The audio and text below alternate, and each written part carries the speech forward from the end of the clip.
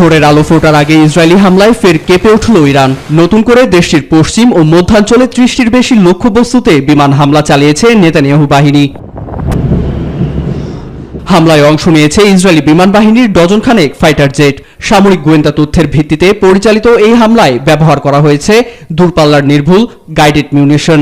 জবাবে ইরাক, কাতার ও দুবাইয়ে মার্কিন ঘাঁটিতে ড্রোন হামলা চালিয়েছে ইরান। এছাড়া মধ্যপ্রাচ্যের ২৭টি মার্কিন ঘাঁটি লক্ষ্য করে ষষ্ঠ ধাপের হামলা শুরু হয়েছে বলেও জানিয়েছে ইরানের অভিজাত বাহিনী আইআরজিসি। এদিকে শোকে স্তব্ধ তেহরান। ভিড় বাড়ছে সর্বোচ্চ নেতা আয়াতুল্লাহ আলী খামেনিকে শেষ বিদায় জানাতে। এরই মধ্যে অভিজাত বাহিনী আইআরজিসির প্রধান কমান্ডার মোহাম্মদ পাকপুর ও খামেনির ঘনিষ্ঠ উপদেষ্টা আলী শামখানির নিহতের তথ্য সামনে এসেছে। তবে শোকের মাতম শুধু ইরানকে নয়, বইতে হবে ইসরায়েলকেও। খামেনিকে হত্যার জবাবে যুক্তরাষ্ট্র ইসরায়েলের বিরুদ্ধে ইসলামিক রিপাবলিকের ইতিহাসে সবচেয়ে ভয়াবহ সামরিক অভিযান পরিচালনার হুঁশিয়ারি দিয়েছে ইসলামী বিপ্লবী গার্ড কর্পস আইআরজিসি।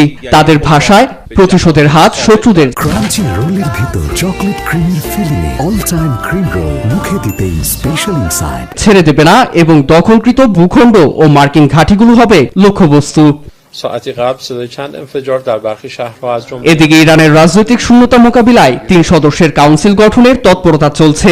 দেশটির প্রেসিডেন্ট, প্রধান বিচারপতি ও গার্ডিয়ান কাউন্সিলের এক হকিফ ও ধর্মীয় আইনজ্ঞ সাময়িকভাবে রাষ্ট্র পরিচালনার দায়িত্ব নেবেন বলে জানানো হয়েছে।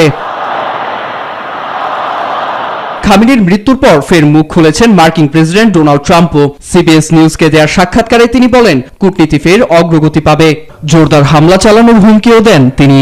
কূটনীতি একদিন আগের তুলনায় এখন অনেক সহজ, কারণ তারা বাজেভাবে মার খাচ্ছে। ইরান এখন দুর্বল। মার্কিন ঘাঁটিতে হামলায় ক্ষয়ক্ষতি অনেকাংশে কম। অস্থিরতার সুযোগে ফের ইরানের মসনদে আসীন স্বপ্ন দেখছেন সাবেক শাহপুত্র রেজা পাহলভি। বেসামরিকদের উপর হামলাকেই ইরানের জাগরণ ও স্বাধীনতার মুহূর্ত বলে আখ্যা দিয়েছেন তিনি। নীরব দাস, নিউজ 24।